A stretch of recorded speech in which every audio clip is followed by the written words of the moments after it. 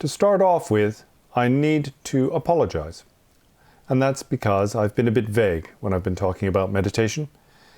But you have to understand that I've intentionally been vague when talking about meditation. And that's because if you say all sorts of things about meditation, then it's possible that you could harm the individual who's trying to come to understand, for example, the true nature of mind and the true nature of reality. And why is that?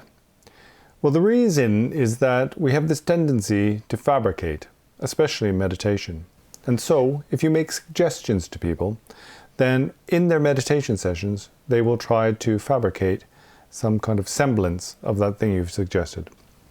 So, to give an example of this, it is taught in the Dharma that the true nature of reality is clarity, emptiness. I think most people have heard that. Now, this isn't something that would have in the past been taught in public, but these days it's everywhere, it's all over the internet. For example, everything is non-dual. You hear these statements all the time.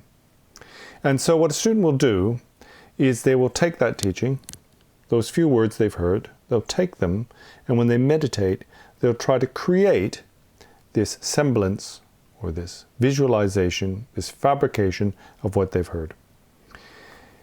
And then thinking that this is it, thinking that they have realized the true nature, and what they've done is they've fabricated something and identified that as the ultimate goal of meditation, then they will no longer progress. So they have no hope whatsoever of ever coming to know meditation in the end. And it says that it's not just this lifetime, but that for lifetime after lifetime, then they will be hindered in their progress. And so I don't want to do that. Because I don't want to do that, I don't want to say all kinds of things that might get you going, get your imagination going. So in order to clarify what this is, how this is, then I need to give you some examples. And the examples I'll give you are based on how we fabricate or how we create conceptual semblances, conceptual fallacies in our practice. So I heard on the internet somebody teaching non-duality or teaching the true nature of reality. And what they said was, and this is something you will have heard many times before, that there is nothing but the present moment. Everything is the present moment.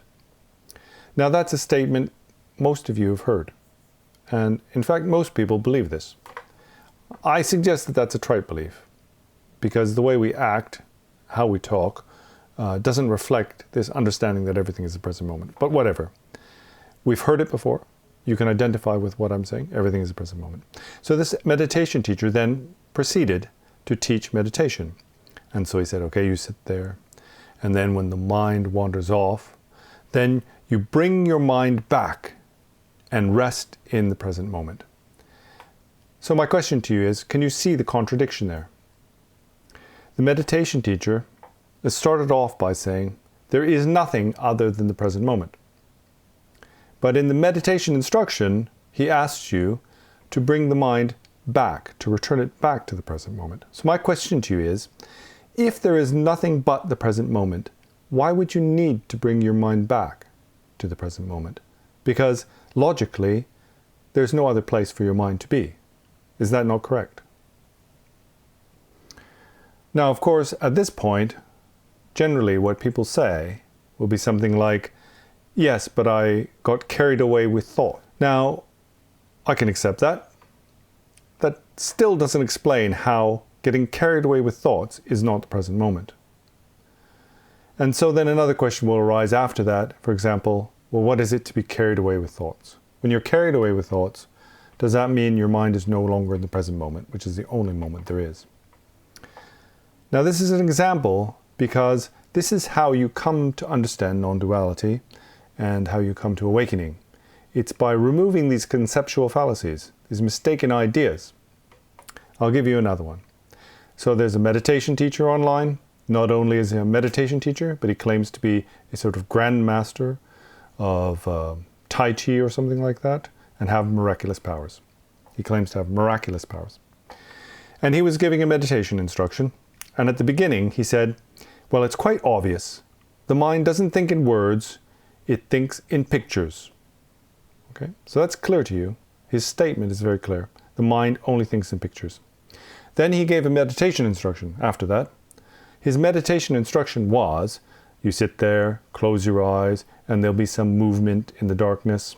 And then there's some chitter-chatter in the background, but you ignore that. Now, can you see that he has just contradicted himself? Initially, he was saying that the mind only thinks in pictures. And then, so what is this chitter-chatter in the background? And not only that, what does it mean to have something in the background of your mind? Because that implies that there's a foreground, there's a background, maybe there's a side on the left, a side on the right, etc. So what he's done is he's exposed his own conceptual fallacy by contradicting himself. And this is the process by which the student progresses closer to understanding non-duality. A teacher with meditation experience, and by that I don't mean experience of sort of enlightened beings, I'm just talking about somebody who's put a hell of a lot of an effort into meditation. And I don't mean just staring at a candle, but looking into these conceptual fallacies. They become very familiar with that. And so when people contradict themselves, then this individual will be able to see it right away. It'll be very apparent. And so a compassionate teacher who has this kind of experience will then point out to their student, well, didn't you just contradict yourself? If it's a good student, that student will realize that, yeah, that doesn't make sense. Then they will return to their meditation cushion, and in returning to their cushion, they will gain some kind of insight about the true nature of reality.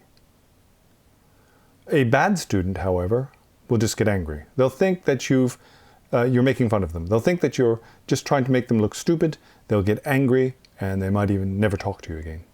So a teacher has to be very careful.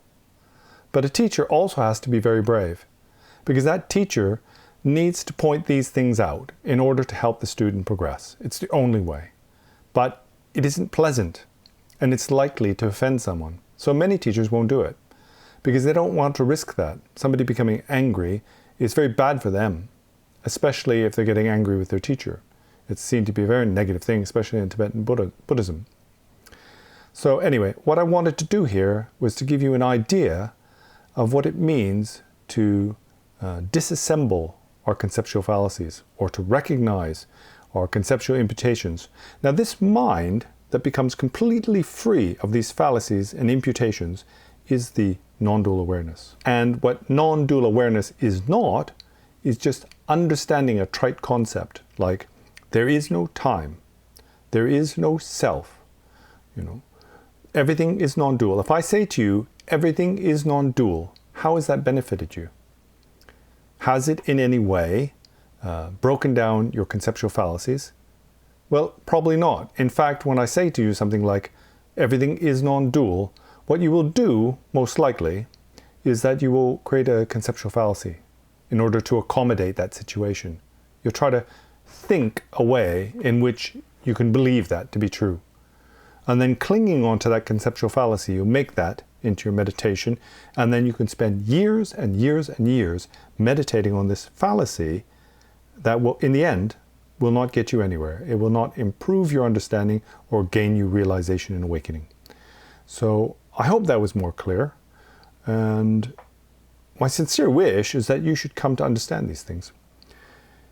And if you have gained some sort of slight insight into what I'm talking about, for example, you can identify this activity of creating a fallacy in your mind when you're meditating, or you recognize some kind of contradiction in your belief system, then that will make me very happy, because I know that that will propel you forward and bring you closer to a realization of non-duality and a final awakening.